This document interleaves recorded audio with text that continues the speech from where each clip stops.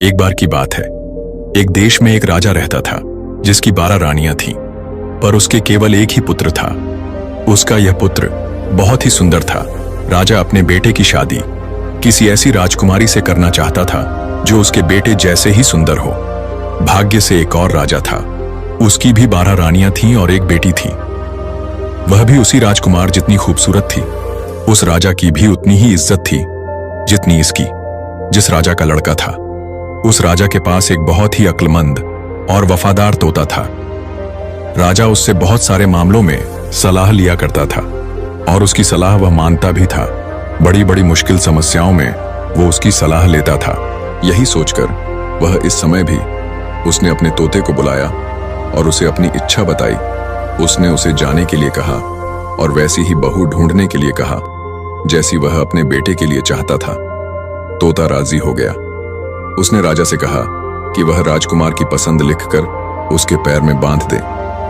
राजा ने वैसा ही किया और वह वहां से उड़ चला। वह एक पड़ोसी देश में पहुंचा जहां बहुत बारिश हो रही थी, तो उसे एक जंगल में शरण लेनी पड़ी।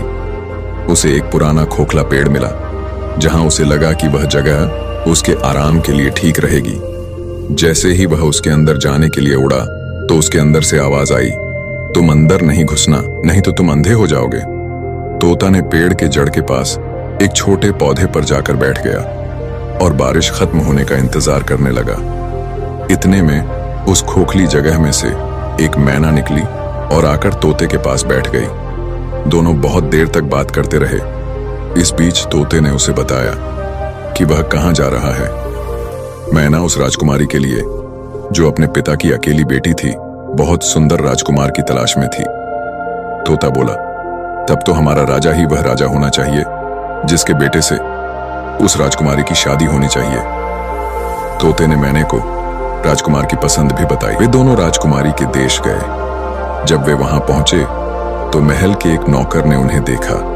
वो राजा को जाकर बताया कि जिस मैना पर वह बहुत विश्वास करता था वह तो एक तोते के साथ घूम रही है और राजा के आदेश को तो बिल्कुल भूल ही गई है।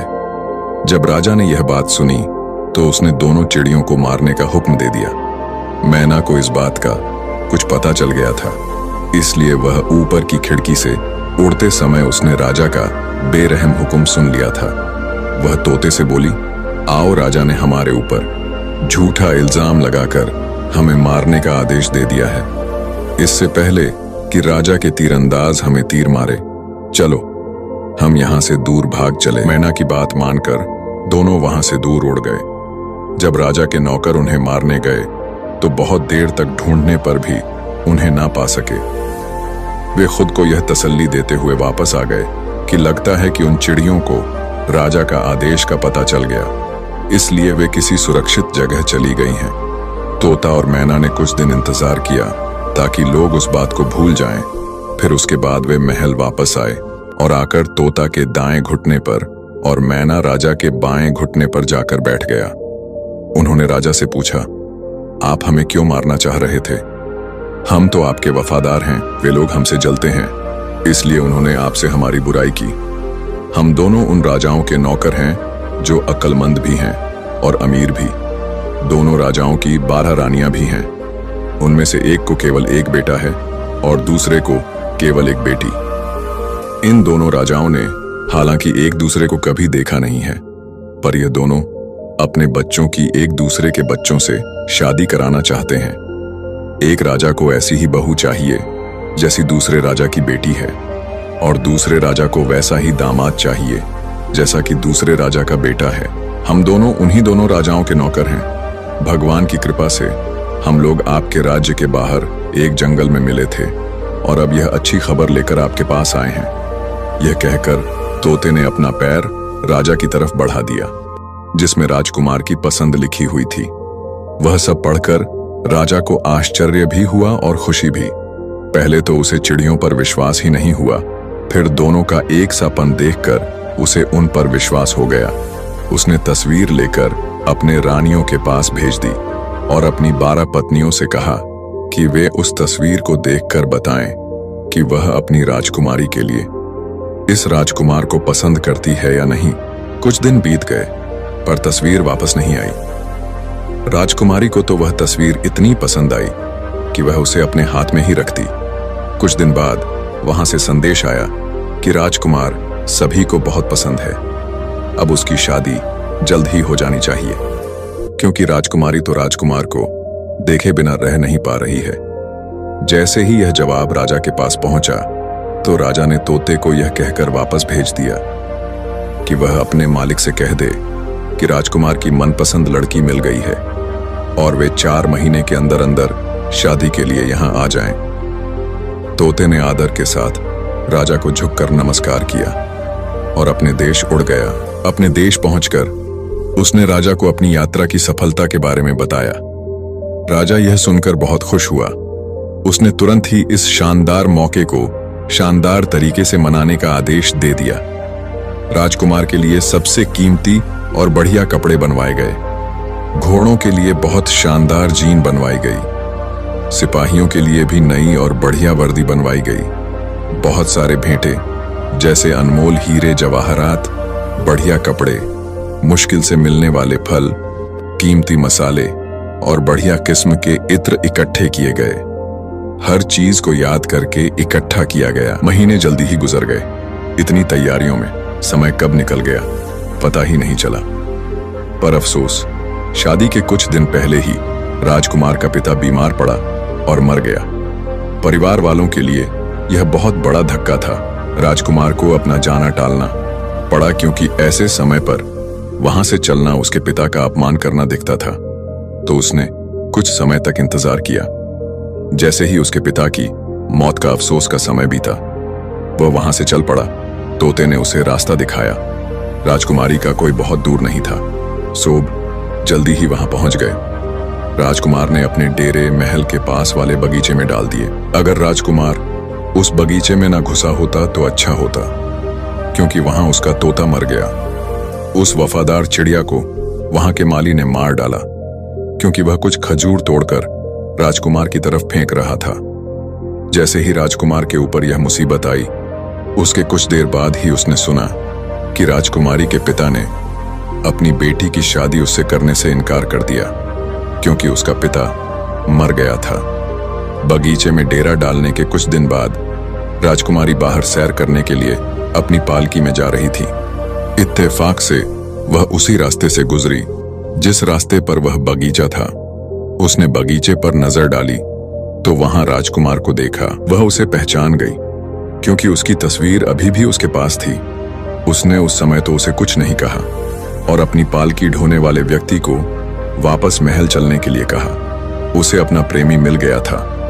उसी समय से उसे सब कुछ बहुत अच्छा लगने लगा। शाम को खाने के समय उसने अपने खाने में से आधा खाना खाया और बचा हुआ आधा खाना राजकुमार की तस्वीर के साथ राजकुमार को भेज दिया। उसने अपनी नौकरानी से कहा कि वह राजकुमार से कहे कि वह उसे खा ले, और अगर वह ना खाए तो उसमें अपनी उंगली घुसा दे। नौकरानी ने ऐसा ही किया। राजकुमार ने खाना नहीं खाया। नौकरानी ने उसे खाने की बर्तन में उंगली घुसाने के लिए कहा। जब उसने प्लेट में रखे चावल में अपनी उंगली घुसाई तो वहां उसे अपनी तस्वीर मिली। उसने सोचा कि राजकुमारी तो मुझे प्यार करती है। ऐसा सोचकर उसने अपने हाथ पोंछे एक चिट्ठी राजकुमारी के नाम लिखी और उसे नौकरानी को देकर वापस भेज दिया। जब राजकुमारी ने वह चिट्ठी पढ़ी तो उसके मन में राजकुमार से मिलने की इच्छा जोर से पकड़ लिया। उसने आधी रात को अपना घोड़ा तैयार करवाया, अशर्फियां से भरा एक थैला लिया और उस बगीचे की तरफ चल पड़ी जहां राजकुमार ठहरा हुआ था। राजकुमार तो उसे देखकर आश्चर्य में पड़ गया। राजकुमारी बोली, तुम आश्चर्य में मत पड़ो, मैं तुम्हें बहुत प्यार करती हूँ और इसीलिए मैं छिपकर तुम्हारे पास आई हूँ। मेरे पिता तुमसे मेरी शादी की इजाजत नहीं देंगे। चलो अपना घोड़ा तैयार कर लो और मुझे अपने साथ अपने देश ले चलो। वहां हमारा कोई कुछ नहीं बिगाड़ सकेगा। दोनों घोड़ों पर सवार होकर राज्य से बाहर की तरफ चल पड़े। कुछ घंटों तक वे काफी तेजी से चलते रहे, पर फिर एक पेड़ के नीचे आराम करने के लिए लेट गए। अगले दिन सुबह सज होकर वे फिर से अपनी यात्रा पर आगे बढ़े। वे लोग बहुत दूर नहीं गए थे कि उन्हें घोड़े पर सवार 7 डाकू मिले। राजकुमार बोला, चलो हम तेजी से भाग चलते हैं, क्योंकि हम इनसे लड़ नहीं सकते। दोनों ने अब अपने घोड़ों को लगाई और उन्हें भगा दिया। पर डाकू भी घुड़सवारी में होशियार थे और उनके घोड़े अभी अभी निकले के थके नहीं थे, इसलिए वे भी उनके पीछे पीछे दौड़ पड़े। राजकुमार बोला, इस तरह भागने से कोई फायदा नहीं है, वे हमारे पास ही आ रहे हैं, अब हम क्या करें? राजकुमारी बोली, तब हमें उनका डटकर मुकाबला करना चाहिए। ये कहकर वह अपनी जीन पर बैठी और पीछे की तरफ मुड़ गई और एक तीर ऊंडा पर चलाया, फिर दूसरा, फिर तीसरा, और इस तरह से उसने 7 तीर चलाकर 7 डाकुओं को मार डाला। खुशी खुशी वे अपनी यात्रा पर फिर से आगे बढ़ चले। उस रात वे आराम करने के लिए एक गांव में रुके। उस गांव में एक शैतान रहता था। शैतान का एक बेटा था जिसका केवल आधा शरीर था। इसी गांव में राजकुमार और राजकुमारी एक तालाब के किनारे रुक गए। जब वे सो रहे थे तो शैतान ने अपने बेटे से कहा, तुम जल्दी से जाओ और राजकुमार को मार डालो और राजकुमारी घोड़े और खजाने को लेकर यहां आओ। बेटा यह सुनकर बहुत खुश हुआ कि अब उसे खून पीने को मिलेगा। बस उसने अपना काम खत्म किया ही था कि राजकुमारी जाग गई। उसने चारों तरफ देखा तो उसे अपना प्रेमी मरा हुआ दिखाई दिया। उसके पास एक बदसूरत आधा आदमी उसकी लाश के पास खड़ा था। यह सब देखकर वह डर गई। फिर भी वह हंसकर बोली, अच्छा हुआ तुमने उसे मार दिया, अब तुम मुझे अपने साथ ले चलो और मुझसे शादी कर लो, पर पहले इस मरे हुए शरीर को कहीं गाड़ दो, तब हम यहां से जाएंगे। तुरंत ही एक गड्ढा खुद आ गया। उस आधे आदमी ने राजकुमारी को उसे देखने के लिए बुलाया तो उसने कहा, अरे यह तो बहुत छोटी है, थोड़ी और गहरी खोद। शैतान के बेटे ने वह गड्ढा 1 फुट गहरी और खोद दी। राजकुमारी बोली, यह तो अभी भी छोटी है। शैतान के बेटे ने और गहरी खोद दी। जब वह यह कर रहा था कि राजकुमारी ने उसकी तलवार निकाल ली और उसकी गर्दन उसके धड़ से अलग कर दी। अपना बदला लेने के बाद वह रो पड़ी। उसका प्रेमी तो मर चुका था। उसने उसकी लाश ली और उसे तालाब के किनारे तक ले गई। अब वह वहां बैठकर रोने लगी। यह उसके लिए बड़े दुख का समय था। उसे लगा कि वह भी मर जाती तो अच्छी होती। जब वह वहां बैठी रो रही थी तो वहां से एक साधु की पत्नी गुजरी। उसे बहुत दुखी देखकर वह उसके पास रुकी और उससे पूछा कि क्या बात है, वह क्यों रो रही है? राजकुमारी ने राजकुमार की लाश की तरफ इशारा करते हुए उसे बताया कि वह क्यों रो रही है। स्त्री बोली, बेटी धीरज रखो, शायद मैं तुम्हारी कुछ सहायता कर सकूं। जब तक मैं वापस लौट कर आती हूं तुम तब तक यही इंतजार करो। कहकर वह वहां से चली गई। घर जाकर उस स्त्री ने अपने पति को राजकुमार का सारा हाल बताया और उससे राजकुमार को जिंदा करने की प्रार्थना की। साधु बोला, अफसोस, वह जग तो शैतान और उसके भयानक बेटे की है। मैं अभी राजकुमारी के पास जाता हूं और उसे तसल्ली देने के लिए राजकुमार को जिंदा करता हूं। साधु तुरंत ही राजकुमारी के पास गया।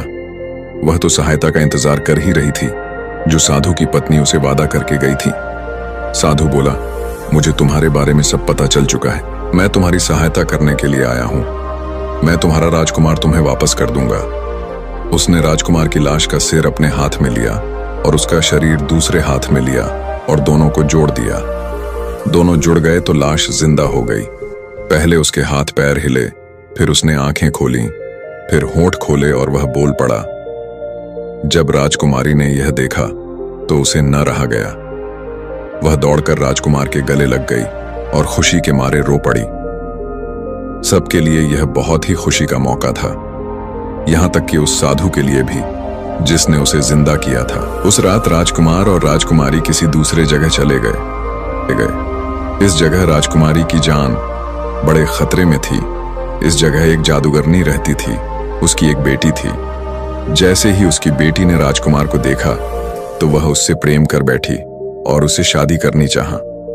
इसके लिए उसने एक तरकीब सोची। उसने अपनी मां से राजकुमार और राजकुमारी को अपने घर खाने के लिए बुलाने को कहा। जादूगरनी ने उन्हें अपने घर खाने के लिए बुलाया। जब राजकुमार उनके घर के कमरे देख रहा था तो जादूगरनी ने उसके गले में रस्सी का फंदा डाला और उसे एक भैंसे में बदल दिया। सारा दिन वह भैंसा जादूगरनी की बेटी के पीछे पीछे घूमता रहा। जहां वह जाती वह उसके पीछे जाता। रात को वह उसके गले से रस्सी का फंदा निकाल लेती और वह राजकुमार बन जाता और उसके साथ सोता। इस तरह कई दिन बीत गए। राजकुमारी बहुत दुखी थी। उसे पता ही नहीं थी कि वह क्या करे। कभी वह सोचती कि राजकुमार ने उसे छोड़ दिया है, कभी वह सोचती कि शायद उसका कत्ल हो गया है। जब वह और ना सह सकी तो उसने एक आदमी का वेश धरा और उस देश के राजा के पास गई और उससे कोई काम मांगा। राजा उसकी शक्ल, सूरत और बोलने के ढंग से बहुत प्रभावित हुआ, तो उसने उसे अपना कोतवाल रख लिया। कोतवाल के नीचे बहुत सिपाही काम करते थे। कोतवाल को केवल आदमी की ऊंचाई और उसकी शक्ल सूरत बतानी होती थी और उसको उसे ढूंढने के लिए कहना होता था। बस सारा राज्य तब तक छान मारा जाता जब तक कि वह आदमी ना मिलता। पर राजकुमारी को राजकुमार के बारे में कुछ पता न चल सका। हालांकि उसे यह पता चल गया कि जिस घर में वह और राजकुमार ठहरे थे वह घर एक जादूगरनी का था। वह उसके घर बार बार गई। वहां उसने एक भैंसा इधर उधर घूमता हुआ देखा, पर उसे यह पता न चल सका कि वह उसका अपना प्यारा राजकुमार था और उस जादूगरनी ने उसे भैंसे में बदल दिया था। धीरे धीरे कोतवाल और जादूगरनी की बेटी में दोस्ती बढ़ती गई। जादूगरनी की बेटी ने सोचा कि यह कोतवाल सचमुच में आदमी था, जबकि वह तो आदमी के वेश में राजकुमारी थी। वह कोतवाल को चाहने लगी और उसने उसे कई उपहार दी। इन भेंट में एक ऐसा कपड़ा भी था जैसा पहले कभी किसी ने नहीं देखा था। राजकुमारी ने वह कपड़ा लाकर अपनी एक खिड़की में टांग दिया। एक सुबह महल का एक नौकर उस खिड़की के नीचे से गुजरा जिसमें कोतवाल ने यह कपड़ा टांग रखा था। वह नौकर उस कपड़े के रंग और उसकी बनावट देखकर दंग रह गया। घर आकर वह रानी से मिलने गया और जो कुछ उसने देखा था वह सब कुछ उसे बताया। रानी को भी उस सुंदर कपड़े को देखने की इच्छा हुई, तो उसने राजा से प्रार्थना की कि वह उस कोतवाल को बुलाए और उसमें से कुछ कपड़ा उसके लिए मंगवा दे। राजा ने ऐसा ही किया। कोतवाल ने उसे वह सारा का सारा कपड़ा ही भेज दिया जो उसके पास था। जब रानी ने ऐसे कपड़े देखे तो उसे इतने अच्छे लगे कि उसने राजा से कहा वह कोतवाल से कहे कि वह उसे वैसा ही कपड़ा और लाकर दे। राजा ने रानी का आदेश कोतवाल को सुनाया। उसने कहा कि यह काम जरा मुश्किल है, पर वह अपनी पूरी कोशिश करेगा। राजा के महल से वह सीधे जादूगरनी के घर गया और उससे वैसा ही कपड़ा और मांगा। जादूगरनी ने कहा कि अफसोस, वह इसमें उसकी कोई सहायता नहीं कर सकती। उसका एक भाई है, वह भी जादूगर है। बहुत दिनों पहले वह किसी दूर देश चला गया था, उसी ने उसे यह कपड़े भेजे थे। कोतवाल ने कहा कि वह अपने भाई को लिखे कि वह वैसा ही कपड़ा और भेज दे। जादूगरनी ने कहा कि वह यह नहीं कर सकता, क्योंकि जहां वह गया है वहां के सारे आदमियों को उसने खा लिया है और अब वहां उसके असुर के अलावा और कोई नहीं रहता। उन असुरों को भी वह एक तरह की घास खिलाकर आधा भूखा रहता है, हालांकि वे उस घास को खाना पसंद नहीं करते। इस तरह से जो कोई भी वहां जाता है, कोई भी शेर या तो किसी झाड़ी में से निकल आता है या फिर किसी चट्टान के पीछे से निकल आता है और उन्हें खा जाता है। इस तरह से वहां कई लोगों की जानें जा चुकी है। ऐसे में मैं कैसे किसी को वहां भेज सकती हूं? ऐसे खतरे वाले काम के लिए मैं वहां किसी को नहीं भेज सकती। कोतवाल बोला, अच्छा, तो तुम मुझे बस ये बता दो कि तुम्हारा भाई कहाँ रहता है। मैं वहां जाऊंगा और उससे कपड़ा लेकर आऊंगा, क्योंकि मुझे तो उसके पास जाना ही है, नहीं तो राजा मेरी जान ले लेगा। जब तक कि मैं वह कपड़ा लेकर नहीं आता मैं यहां भी सुरक्षित नहीं हूं। इसलिए तुम मुझे बताओ कि तुम्हारा भाई कहाँ रहता है। मैं उसके पास जाकर उससे मांगूंगा और कपड़ा लेकर आऊंगा। जादूगरनी बोली, ठहरो, अगर तुम्हारी यह हालत है तो मैं तुम्हारी सहायता अवश्य करूंगी। मेरे पास मिट्टी का एक छोटा सा बर्तन है जिससे मेरे भाई की जिंदगी बंधी है। जब तक यह बर्तन मेरे पास सुरक्षित है तब तक मेरा भाई भी सुरक्षित है, पर जैसे ही यह बर्तन टूटेगा तो मेरा भाई मर जाएगा। जादूगरनी ने कहा, मैं अपनी बेटी की खातिर इस बर्तन को तोड़ दूंगी, क्योंकि मेरी बेटी तुम्हें प्यार करती है। ऐसा कहकर उसने मिट्टी का बर्तन जमीन पर मारकर तोड़ दिया और बोली, अब तुम निडर होकर जाओ, अब तुम्हें कोई डर नहीं। वहां के शेर अब चाहे घास खाएं या कुछ और, अब जो वहां जाएंगे वे उस आदमी को नहीं खाएंगे। जाओ, भगवान तुम्हें सुखी और धनवान बनाए। जादूगरनी ने तो यह सोचा ही नहीं थी कि यह कोतवाल राजकुमारी है, उस राजकुमार की होने वाली पत्नी जिसे उसने भैंसा बनाकर रखा हुआ है। अगली सुबह राजकुमारी ने थोड़े से सिपाही लिए राजा से जाने की इजाजत मांगी और अपने काम पर चल पड़ी। उस देश में पहुंचकर उसने तुरंत ही जादूगर का घर ढूंढा, जो उसे जल्दी ही मिल गया। उसके घर में वैसे कपड़ों के बहुत सारे ढेर लगे हुए थे। इसके अलावा वहां और भी बहुत सारा खजाना था। राजकुमारी ने उसका वह सारा कपड़ा और खजाना लिया और राजा के महल की तरफ लौट चली। राजा उसके इस काम से इतना खुश हुआ कि उसने उसे बहुत सारी भेंटें दी और उसे अपना वारिस घोषित कर दिया। कुछ साल गुजर गए, राजा मर गया। अब वह कोतवाल उस राज्य पर राज कर रहा था। उसे कुछ पता चल गया था कि राजकुमार को क्या हुआ था। उसने अपने राज्य भर के सारे भैंसों को अपने सामने पेश होने का आदेश दिया। सारे भैंसे एक जगह आकर इकट्ठे हुए। राजकुमारी ने खुद उन सब की जांच की। वह उनसे बोली, पर उनमें से किसी भी भैंसे ने उसकी बात का जवाब नहीं दिया और ना ही उसे पहचाना। फिर उसने सिपाही को आदेश दिया कि वे लोग सब जगह जाकर देखें कि किसने उसका आदेश नहीं माना। कुछ सिपाही जादूगरनी के घर आए तो उन्होंने देखा कि उसने ही अपना भैंसा राजा के पास नहीं भेजा था। उन्होंने भैंसे को रस्सी से पकड़ा और राजा के पास ले गए। जादूगरनी ने उस जादुई रस्सी को अपने हाथ में पकड़े रखने की बहुत कोशिश की, पर सब सिपाही ने उसे छोड़ा ही नहीं। वे उस भैंसे को रस्सी से पकड़कर जादूगरनी से दूर ले गए। राजा ने देखा कि उसके भेजे हुए सिपाही एक भैंसा पकड़कर ला रहे हैं, तो वह उनसे मिलने के लिए आगे तक आई। अचानक भैंसे की रस्सी टूट गई और उसकी जगह एक सुंदर राजकुमार खड़ा मिला। राजकुमारी बोली, यकीनन यह जादूगरनी बहुत ही नीच औरत है। इसे दुनिया में रहने का कोई हक नहीं है। कल सुबह इसे मार दिया जाए और राजकुमार को हमारे महल में ठहराया जाए। राजा यानी राजकुमारी ने अपनी सच्चाई राजकुमार को बताई। फिर उसने अपनी जनता को बुलाया और उससे कहा, देखो, तुम्हारा राजा एक स्त्री है। इस वेश बदलने का मेरा उद्देश्य अपने राजकुमार को ढूंढना था। मेरा उद्देश्य अब पूरा हो गया, इसलिए अब तुम लोग राजकुमार को अपना राजा और मुझे अपनी रानी मान लो। लोगों ने उन्हें अपना राजा और रानी मान लिया और फिर सब खुशी खुशी रहने लगे। दोस्तों, बेहद समय पहले की बात है। अकटगढ़ नामक एक राज्य में राजा सोमनाथ का शासन था। राजा सोमनाथ ने अपनी प्रजा को अपने पुत्र के समान मानते थे। वे किसी प्रजा का दुख नहीं देख सकते थे। प्रजा उनके इस प्रकार की शासन से बेहद खुश थे और खुश होकर राजा की जय जयकार करते थे। राजा की एक नहीं बल्कि 4-4 रानियां थीं। सभी रानियां एक से बढ़कर एक अत्यंत सुंदर और सर्वगुण संपन्न थीं। लेकिन भाग्य से किसी के भी कोई संतान नहीं थे। इस कारण वे सभी रानियां हमेशा दुखी रहती थीं। एक समय बसंत ऋतु का था। वसंत ऋतु के कारण चारों ओर केवल खुशबूदार और सुंदर फूल दिखने लगा। कोयल की मधुर गीत और वातावरण बहुत रोमांचक होने लगा। वसंत ऋतु का ऐसा वातावरण के देखकर राजा और रानियां को वन विहार के लिए मन हुआ। इस पर राजा ने वन विहार के सारे बंदोबस्त करके अपनी सभी रानियां के साथ वन विहार के लिए जाने लगे।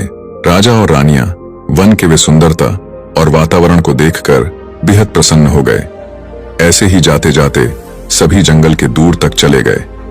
कुछ समय के बाद रानियां को थकावट महसूस हुआ और आसपास की सुंदरता को देखकर उन्होंने राजा को कुछ समय यहां विश्राम करने के लिए कहा। राजा के आदेश से सैनिकों ने तुरंत ही तंबू तान दिए। सभी के लिए विश्राम और खाने की व्यवस्था हुई। राजा और रानियां को अच्छे अच्छे खाना दिया गया। सभी ने कुछ समय तक खाना खाया। कुछ समय भोजन करते हुए उनको एक बच्चे की रोने की आवाज सुनने को मिला। राजा को यह सुनकर आश्चर्य हुआ कि इतना घने जंगल में यह बच्चा कहां से आया।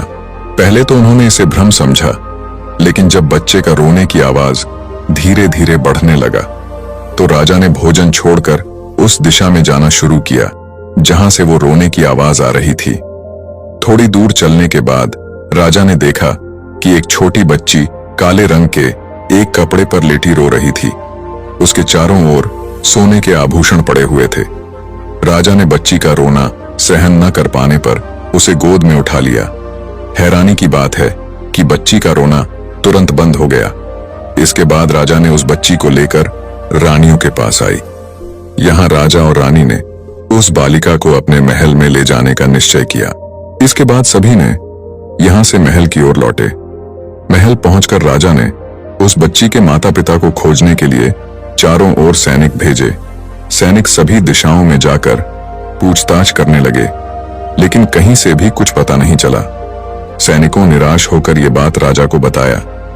अंत में राजा रानियां उस बालिका को अपनी पुत्री के रूप में अपनाने का निश्चय किया, मगर चारों रानियों में से एक रानी को यह बात अच्छी नहीं लगी। उन्होंने इस पर विरोध करना चाहा, लेकिन उनकी बात किसी ने नहीं सुनी। उल्टा सभी ने उनसे दूरियां बना ली। राजा और रानियां अब उस कन्या का नामकरण संस्कार करने के लिए सजावट की आदेश दिए। आदेश को सुनकर चारों ओर फूलों से सजावट की गई।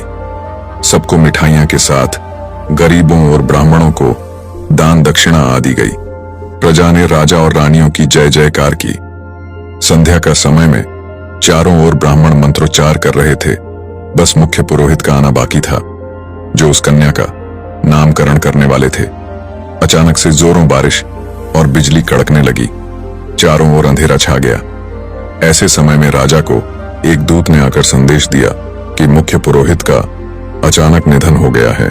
मुख्य पुरोहित की इस प्रकार अकाल मृत्यु पर राजा और रानी ने शोक प्रकट किया, लेकिन वे अपनी कन्या के नामकरण के लिए व्यस्त से मुख्य पुरोहित की मृत्यु का कारण जानने में असमर्थ रहे।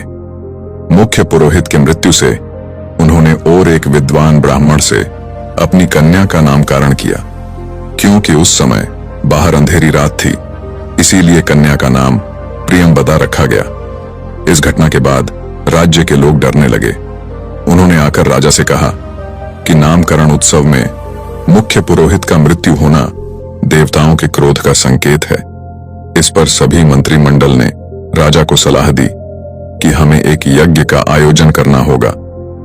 इस पर राजा ने तुरंत ही मान गए, क्योंकि राज नहीं चाहते थे कि राज्य में कुछ अनिष्ट हो। इसी बीच मुख्य पुरोहित का परिवार रोता हुआ अवस्था में राजा के सामने आए। उन्होंने आकर राजा को बताया कि पुरोहित की मृत्यु एक सांप के काटने से हुई है और अब उनका घर बेहद सारे सांपों से भर गया है। रहने या बैठने की जगह तक नहीं है। उसी समय अन्य प्रजा भी सांपों के प्रकोप की शिकायत लेकर राजा के पास पहुंचे। यह सुनकर राजा और सभी पात्र मंत्रियों को बेहद आश्चर्य लगा। राजा ने सोचा कि शायद उन्होंने कोई ऐसा कार्य किया है जिससे भगवान शिव क्रोधित हो गए हैं।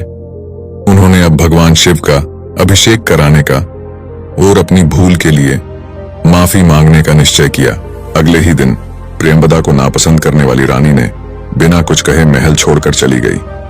उन्हें बहुत खोजा गया, लेकिन उनका कोई पता नहीं चला। रानी के इस तरह अचानक चले जाने पर राजा और प्रजा सभी हैरान रह गए और सांपों के प्रकोप से छुटकारा पाने के लिए राजा और सभी प्रजा मिलके भगवान शिव का अभिषेक किया, जिसके चलते हुए राज्य पर सांपों का संकट धीरे धीरे करके टल गया। इस बीच बेहद साल बीत गया। अब राजकुमारी प्रियंवदा बड़ी हो गए थे। राजकुमारी रूपवती होने के साथ ही गुणवती भी थे और राजकुमारी सभी के लाडली थे। राजा और रानियां जब उन्हें नहीं देखते तो बेचैन हो जाते थे। जब राजकुमारी का आयु विवाह की योग्य हो गई तो राजा ने राजकुमारी का विवाह के लिए स्वयंवर करने का निश्चय लिया। उन्होंने सभी राज्य में अपनी निमंत्रण पत्र भेजे और अपनी राजकुमारी के स्वयंवर के बारे में बताए। स्वयंवर के लिए राज्य भर में अच्छे से सजावट की। स्वयंवर का भवन को अच्छे खुशबूदार फूलों से भव्य तरीके से सजाया गया। स्वयंवर के दिन था। सुबह सुबह राजकुमारी प्रियंवदा अपनी सखियों के साथ तालाब में स्नान करने गई। सखियों के साथ स्नान के दौरान अचानक यहाँ एक चमत्कार हुआ।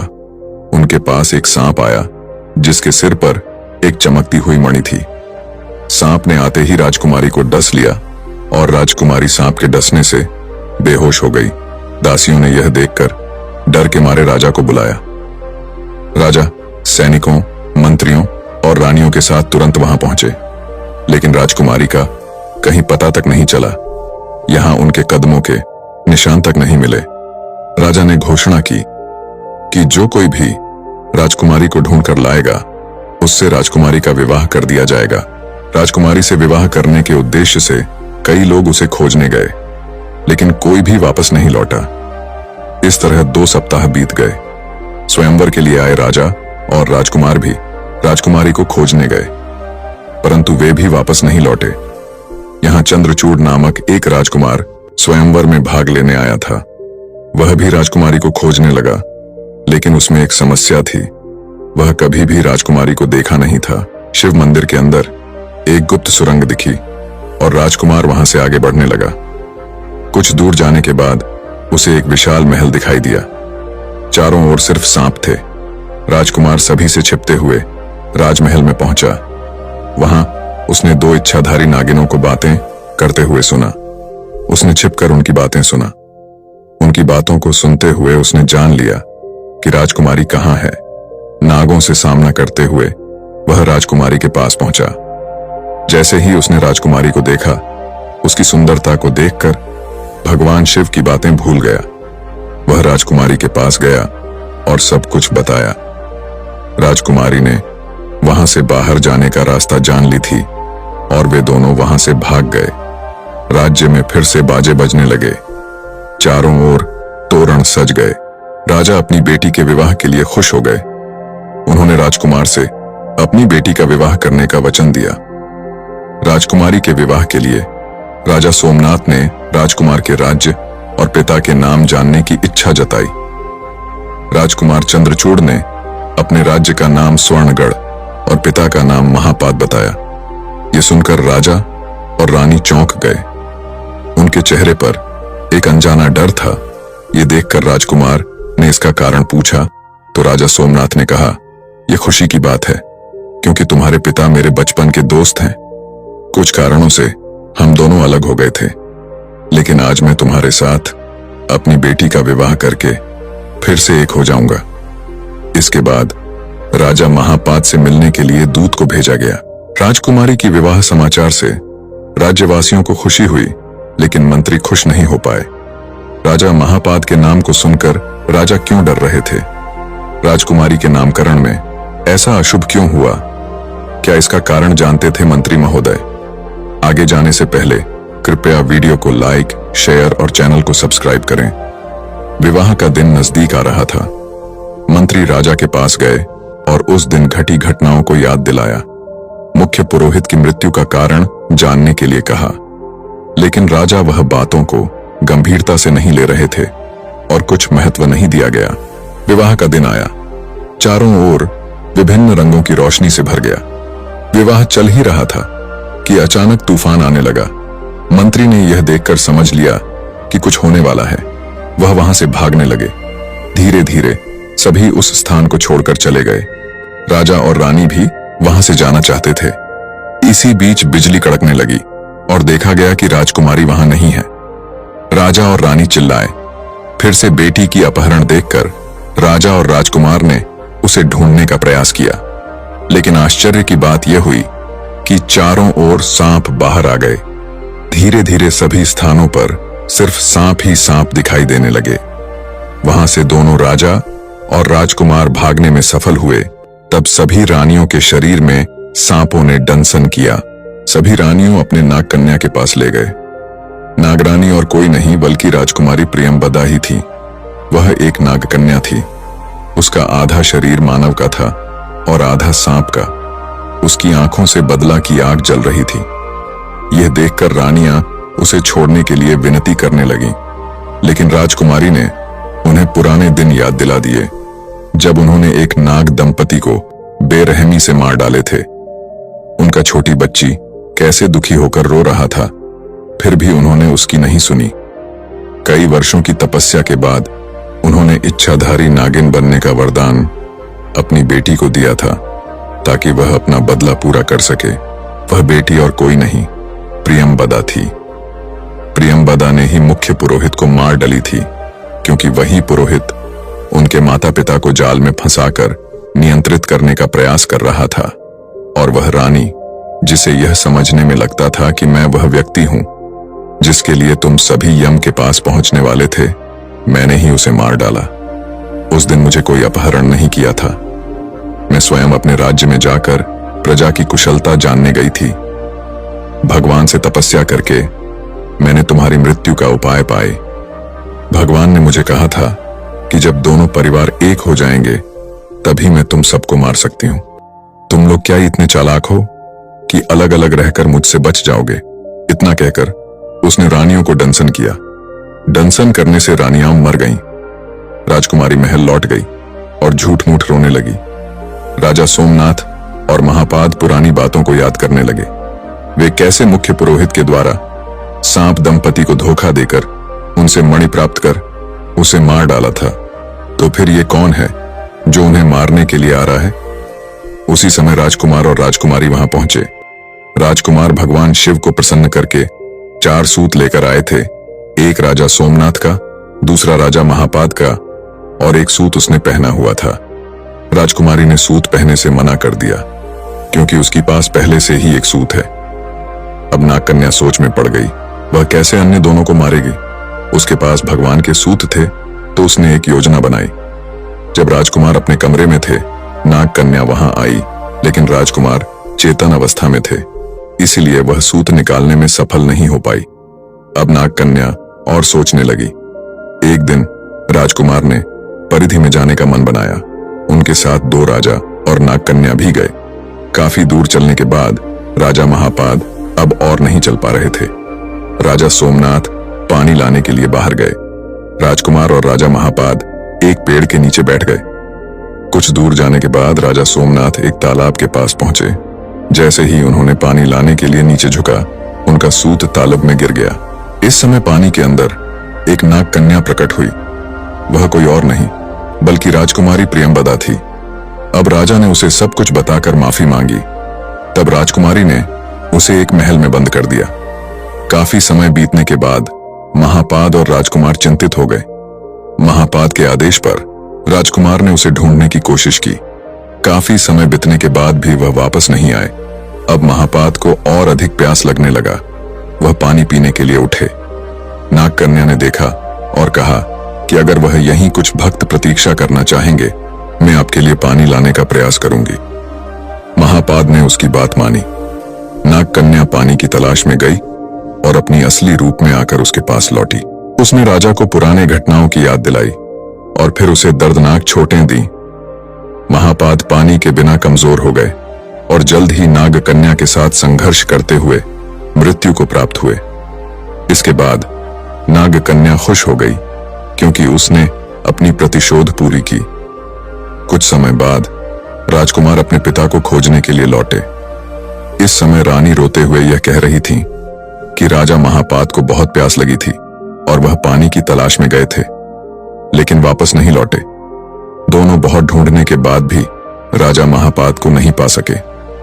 इसके बाद दोनों एक अन्य राज्य पहुंचे। वहां राज्यवासियों ने राजा के जन्मदिन के अवसर पर भोजन की व्यवस्था की थी। वे दोनों खाने के बाद राजा से मिलने गए। राजकुमार ने देखा कि राजा के चेहरे पर सुख नहीं था। इसके कारण राजकुमार ने उनसे अकेले में मिलने की इच्छा जताई। राजकुमार ने कारण पूछा तो राजा ने कहा उनका छोटा राज्य है और एक अन्य राजा ने इसे जोड़ने के लिए युद्ध का ऐलान किया है। राजा ने बताया कि उनके पास इतना सेना नहीं है कि वह उसे बचा सके। राजकुमार ने कहा कि वह पूरी सेना लेकर युद्ध करेंगे। यह सुनकर राजा को विश्वास नहीं हुआ। जब वह राजा ने हमला किया, राजकुमार ने जाकर उसे हराया। यह देख राजा बहुत खुश हुए और उसे महल में रहने की अनुमति दी। राजकुमार और नागकन्या वहां रहने लगे। नागकन्या ने राजकुमार को मारने के कई प्रयास किए, जैसे कभी भोजन में जहर देता तो कभी अन्य सांपों को बुलाकर हमला करने के लिए कहना, लेकिन हर बार राजकुमार जीतते रहे। राजकुमार के साहस को देखकर नागकन्या ने उन्हें पसंद किया और उनकी सेवा करने लगी।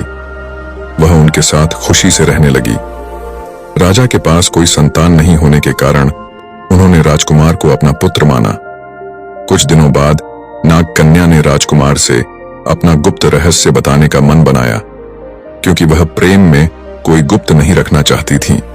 एक दिन जब राजकुमार किसी काम से दूर गांव गए थे, नागकन्या ने खुद को सजाए और सुंदर आभूषण पहनने के बाद उसकी प्रतीक्षा की। जब राजकुमार नहीं आए तो महल में चिंता फैल गई। कई दिन बीत गए, फिर भी राजकुमार का कोई समाचार नहीं मिला। नागकन्या परेशान हो गई और राजा से अनुमति लेकर राजकुमार को ढूंढने निकली। बहुत समय बाद वह एक विचित्र महल पहुंची, जहां केवल बत्तखें और पेड़ों के घर थे। वह चुपके से उस महल में प्रवेश कर गई। वहां पहुंचकर उसने कुछ लोग देखे और वे उसे पहचान कर खुश हो गए। नागकन्या ने राजकुमार से मिलकर खुशी से उसे गले लगा लिया।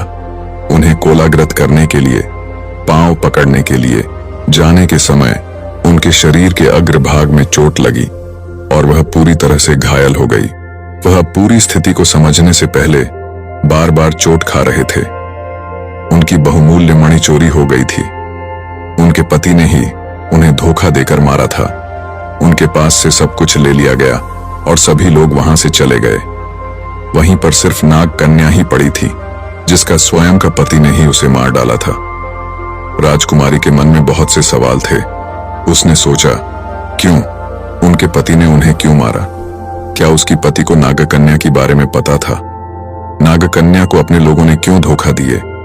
अब वह क्या करेगी? वो समझ नहीं पा रही थी। वो दिन पूर्णिमा की दिन थी। धीरे धीरे रात्रि बढ़ने लगा। धीरे धीरे चंद्रमा की किरण उस पर पड़ी। उसकी शरीर में किरण पड़ने से वो अपने कष्ट से चीत्कार करने लगी। वो भगवान शिव को प्रार्थना करने लगी। पास से मिट्टी लेकर वो भगवान को अभिषेक किया। रात्रि बढ़ने लगी थी। नागकन्या की शक्ति धीरे धीरे करके कम होता जा रहा था। कुछ समय के बाद एक बड़ी किरण उसके चोट पर पड़ा, जिससे वो चीत्कार करके बेहोश हो गई। ऐसे करके मध्य रात्रि हो गई, पर नागकन्या की अभी तक होश नहीं आया था। ऐसे ही कुछ समय के बाद अचानक एक सुनहरे रंग के किरण आकर महल के द्वार देश में आकर पड़ा। किरण के साथ ही थोड़ी देर में यहां एक अजनबी औरत खड़े हुए दिखाई दिया। उसने एक लाल रंग का वस्त्र, कान में कुंडल, गले में एक रुद्राक्ष की माला पहना हुआ था, जो कि देखने में अजीब सा लग रहा था। इसके बाद उसने हाथ में लिए हुए एक कमंडल से पानी और बेलपत्र को लेकर कुछ मंत्र बोल के नागकन्या के ऊपर छिड़क दिया। पानी छिड़कने के बाद नागकन्या का होश आया। होश में आते ही जब उसने उस औरत को देखा तो नागकन्या ने उनको प्रणाम किया। असल में वह औरत और कोई नहीं बल्कि वो नागलोक के गुरुमा थे, जिसने अपनी शिष्या पर आए हुए संकट को देखकर उसका मदद करने आए थे। नागकन्या ने अपनी गुरुमा को प्रणाम करके अभी तक हुए सारे घटना कह सुनाई। इस पर गुरुमा ने कहे, मुझे सब कुछ पता है कि ये एक कठिन यात्रा है। आगे तुम्हें इससे भी बहुत कठिनाइयां का सामना करनी होगी, परंतु याद रखना, जब भी कोई समस्या आए तो प्रभु महावेद का स्मरण अवश्य करना। महादेव तुम्हारे समस्या अवश्य हल करेंगे। ऐसा कहकर गुरुमा ने वहां से नागलोक की ओर चले गए। अब नागकन्या ने अपनी मणि और राजकुमार को ढूंढने के लिए उस महल से बाहर निकलकर आसपास के चारों ओर खोजने लगी, परंतु उसे न ही राजकुमार मिले और न हो नागमणि। इसके बाद उसने यहां से खोजते खोजते एक और नई राज्य में पहुंची। खोजते हुए नागकन्या ने क्लांति से एक आम के बगीचे पास बैठ गया। उस समय यहां बेहद सारे लोग बातचीत कर रहे थे। उनमें से एक ने कह रहा था, सुना है भाई कि राजपुत्र का आज विवाह है, इसलिए हम सबको भरपूर भोजन मिलेगा, नहीं तो ये राजा अपने प्रजा को कहां खुश रखता है। दूसरे ने बोला, चुप हो जाओ, नहीं तो कोई सुन लेगा तो बहुत दुख भोगना पड़ेगा। नागकन्या ये सुनकर उन दोनों के पास पहुंची। वो उन दोनों कहा, भाइयों, मैं 2 दिनों से कुछ नहीं खाया हूं, कृपया आप मुझे राजमहल को और ले जाओगे, तभी मैं कुछ खाकर अपनी भूख मिटा सकूं। ये सुनकर 2 लोग नागकन्या को अपने साथ राजमहल की ओर जाने लगे। राजमहल में प्रवेश करके वो आश्चर्य हो गई, क्योंकि वो किसी और की नहीं बल्कि वो राजा महापात का ही था। नागकन्या को समझ नहीं आ रहा था कि राजा महापात का और भी भाई था और इसे पता तक नहीं चला। महापात का भाई भी महापात जैसा ही है, प्रजाओं को अच्छे देखभाल नहीं कर रहा है, उसकी सुख सुविधाएं के बारे में कभी सोच भी नहीं पा रहा है।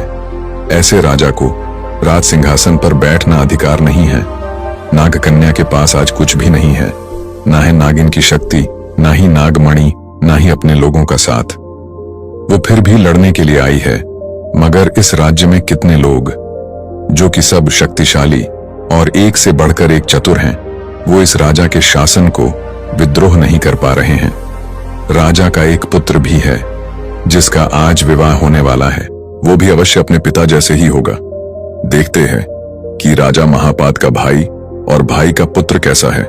राजभोज सेवन का समय आरंभ हो गया। सभी प्रजा को खाना परोसा गया। प्रजा के साथ साथ नाग कन्या भी भोजन करने बैठी। भोजन भी आनंद दे नहीं पा रहा था। लोग इसे राजभोज कहने से लज्जित हो रहे थे। खाना खाकर सब लोग घर की तरह जाने लगे। रात्रि को विवाह होने वाला था, इसलिए सैनिक ने सबको बोला कि आज रात्रि को राजकुमार का शादी होने वाला है। आप सब घर क्यों जा रहे हो? यहीं से राजमहल को सजाने में लोगों का मदद करो। बेचारा प्रजा घर जाना छोड़कर वो राजमहल को सजाने में लोगों को मदद कर रहे थे। मदद तो सिर्फ एक बहाना था। प्रजाओं ने महल को पूरी सुंदर से सजाए थे। मंडप में विभिन्न प्रकार की फूलों से और रंगीन वस्त्रों से सजाया गया था। राजमहल का एक एक कोना फूलों और आम के पत्ते से सजाया हुआ था। पद्म, चंपा आदि पुष्प से महल स्वर्ग जैसा लग रहा था। केला की पेड़ को शुभ मानते हुए चारों ओर रोपित किया गया। नाग कन्या ने यह सब देखकर सोची, वो उसका पुत्र वधू के समान है। अगर वो जाकर राजा को अपनी परिचय प्रदान करेगी, राजा उसे विवाह में सम्मिलित होने के लिए बोलेंगे। विवाह है के पश्चात उसकी पति को ढूंढने में राजा तथा उसका बेटा उसकी सहायता करेंगे। तभी मैं मेरा नागमणि प्राप्त कर सकती हूँ और मेरे साथ हुई घटना की प्रतिशोध ले सकती हूँ। यह सोचकर वो एक सैनिक से पूछा, श्रीमान क्या आपको यह पता है कि राजा अभी कहां मिलेंगे? सैनिक ने उत्तर दिया, जी मुझे पता है राजा अब कहां है, मगर राजा के आदेश है, किसी को भी उस स्थान पर जाने को अनुमति नहीं है। नागकन्या कहा कि राजा अभी किस स्थान प्राप्त है जो कि किसी को भी वहां जाने का अनुमति नहीं है। उसको तो अभी राजमहल में रहना है, क्योंकि उसका पुत्र का आज विवाह होने वाला है। नागकन्या ये सुनकर वहां से चली गई। कुछ देर जाते ही दो दासियों को पुष्प लाते हुए दिखाई दिया। उसने सोचा, अगर मैं इन दिनों को राजा के बारे में सवाल करूंगी तो कुछ खबरें अवश्य प्राप्त करूंगी। दोनों दासियों को नागकन्या ने पूछा, क्या आप महाराज को देखा है? पुरोहित उसे बड़ी व्यस्तता के साथ ढूंढ रहे हैं। दोनों दासियों ने कहा, नहीं तो राजा अभी महल में नहीं है, वो किसी बुधिया पूर्ण करने के लिए बाहर गए हुए हैं। फिर नागकन्या ने पूछा, आज इतनी बड़ी विवाह का दिन है, क्या महाराज का भाई और उसकी पुत्र को नहीं बुलाया गया है? ये सुनकर दोनों दासी नागकन्या को आश्चर्य होकर देखा। दासियों ने पूछा, क्या तुम इस महल में नई हो? नागकन्या ने कहा, हाँ जी मैं नई दासी हूं। दासियों ने कहा, अच्छा इसीलिए तुम्हें महल के बारे में कुछ पता नहीं है। महाराज तो अपने पिता का इकलौता बेटा है। महाराज का कोई भाई या बहन नहीं है। महाराज विधियां पूर्ण करके आते ही होंगे, इसलिए हमें कार्य को वो लौटने के पहले समाप्त कर देनी चाहिए। ये सुनकर नागकन्या हैरान हो गई। अगर राजा महापाद का कोई भाई या बहन नहीं थे तो ये कौन है जो अभी राजा के पद पर है? क्योंकि उस दिन राजा महापाद को वो अपनी आंखों के सामने मृत्यु को प्राप्त करते हुए देखी। वो फिर से जिंदा कैसे हो गई? ये नहीं हो सकता। महापाद जीवित नहीं हो सकते। राजा महापाद का तो एक ही पुत्र था जो कि मेरा पति था। आज मेरी पति का विवाह है। नहीं नहीं, ये नहीं हो सकता। ऐसे भी हो सकता है राजा महापाद के मृत्यु के बाद कोई और एक राज्य का राजा इस देश पर आक्रमण कर दिया है और देश में आकर रहता है। जरूर ऐसा ही कुछ है। अगर ऐसा है तो उस अवश्य नई राजा से मिलना होगी। राजा के साथ मिलकर वो अपनी प्रतिशोध पूर्ण कर पाएगी। ये सोचकर वो वहां से जाने लगी।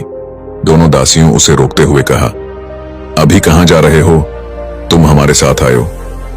होने वाली रानी की केश सजवाने के लिए हमें ये पुष्प देना आवश्यक है। तुम आकर हम दोनों की मदद करो। ये सुनकर नागकन्या ने सोचा, ठीक है, इस बहाने में नई रानी को देख कर आऊंगी। दोनों दासियों को आगे चलने के लिए चलने को कहकर वो उन दोनों के पीछे पीछे चलने लगी। कुछ देर बाद वो एक बड़ी कमरे में पहुंची। वो कमरे के अंदर जा रही थी कि वो रानी की दासियों को देखा, जो कि उसे पहले से ही जानते थे।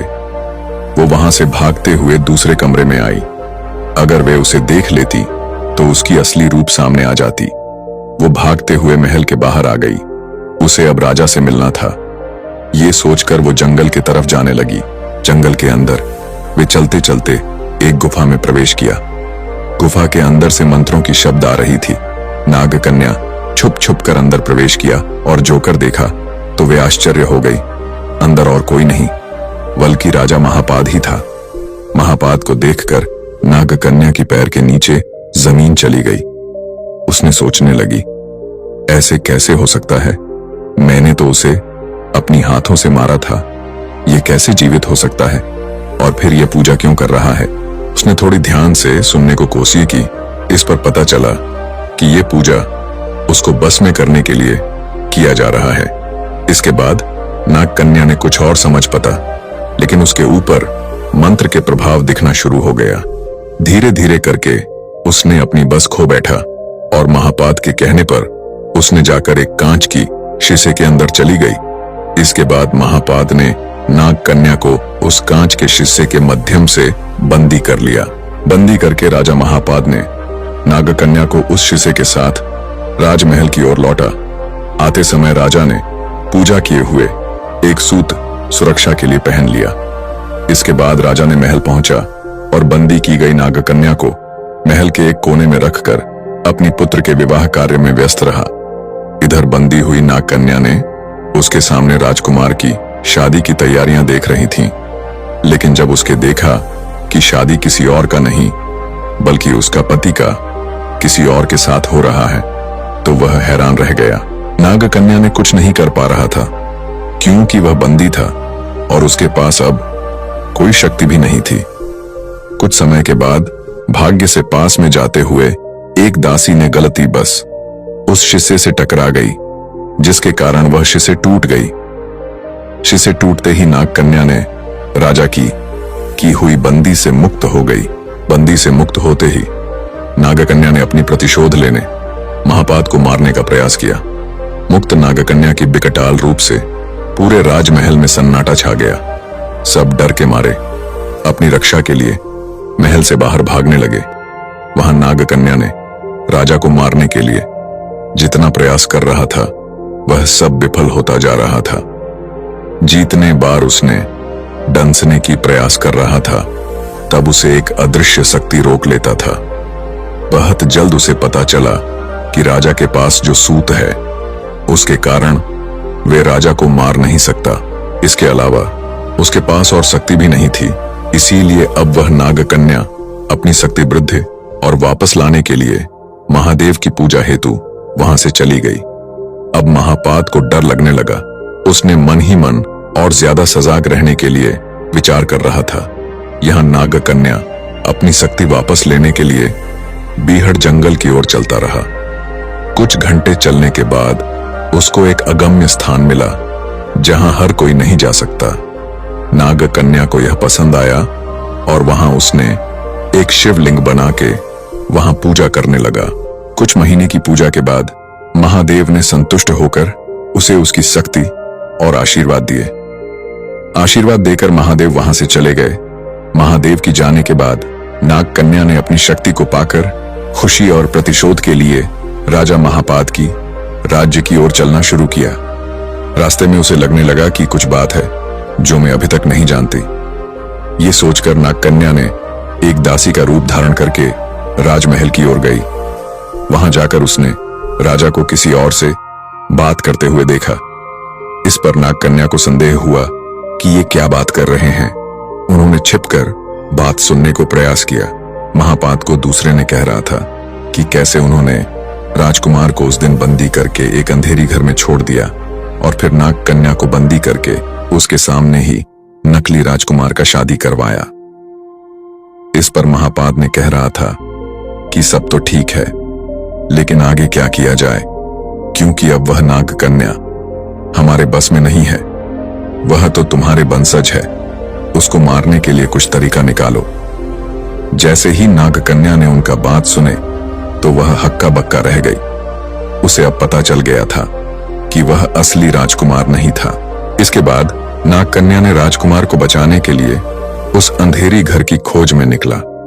जब वो वहीं से बाहर जाने को एक कदम आगे की, उसकी कान में नागमणि की बातें आकर सुनाई दिया। वो वहीं कुछ देर रुककर राजा महापाद का पूरा बात सुनने लगी। महापाद और उसकी साथियों ने नागमणि को किससे बेचना चाहते थे। ये सुनकर नागकन्या आश्चर्य हो गई। जिस नागमणि के लिए वो इतने कष्ट की, उसे वो किससे बेचना चाहते हैं। लेकिन किससे और किसकी बदले में ये सब कर रहा है महापाद। महापाद ने बोल रहा था कि आज उन लोगों ने नागमणि को खरीदने के लिए आएंगे, तुम सब तैयार रहना, सब कुछ सही से होना चाहिए। ये कहकर महापाद वहीं से बाहर चला गया। बाकी सभी नाग और नागिन एक तरफ जाने लगे। सभी को एक दिशा में जाते हुए देखकर नागकन्या उन सभी के पीछे जाने लगी। वो जाते जाते एक जंगल में पहुंची। जंगल में अंधेरा ही अंधेरा छा गया था। वो किसी जादुई स्थान पर खड़ी थी। वहां से सभी नाग और नागिन गायब हो गए। नागकन्या अब हैरान थी कि वो सब कहां गए। नागकन्या फिर से राजा महापाद का जाल में फंस गई थी। अब वो कुछ समझ पाती, वो बेहोश हो गई और जब उसकी आंखें खोली, वो अपने को एक महल के अंदर पाई। वो दौड़कर वहां से बाहर आई और देखा कि महल जहां से वो अभी बाहर आई थी वो वहां नहीं है। अब उसे समझ आ गई कि ये सब राजा महापाद की किया धारा है। उसे अभी समझ में नहीं आ रही थी कि वो अभी क्या करेगी, अपनी पति को बचाएगी या नागमणि को बचाएगी। ये सोचकर वो परेशान हो गई। उस वक्त उसे गुरुमा की याद आई। जब अपनी पर और समग्र विश्व पर खतरा एक साथ आए, तभी सबसे पहले देश को प्राधान्य देना एक सच्ची और बुद्धिमान व्यक्ति का काम है। इसलिए वो पहले नागमणि को बचाने के लिए राजमहल की ओर जाने का पहली कदम उठाई। नागकन्या राजमहल में पहुंची, जहां राजा महापाद नागमणि को किसी से बेचना चाहता था। नागकन्या छिपकर उसे देखने लगी, जो नागमणि खरीद आई थी। वो औरत सबसे अलग थी। उसकी दो दोस्त भी उसके साथ आए थे।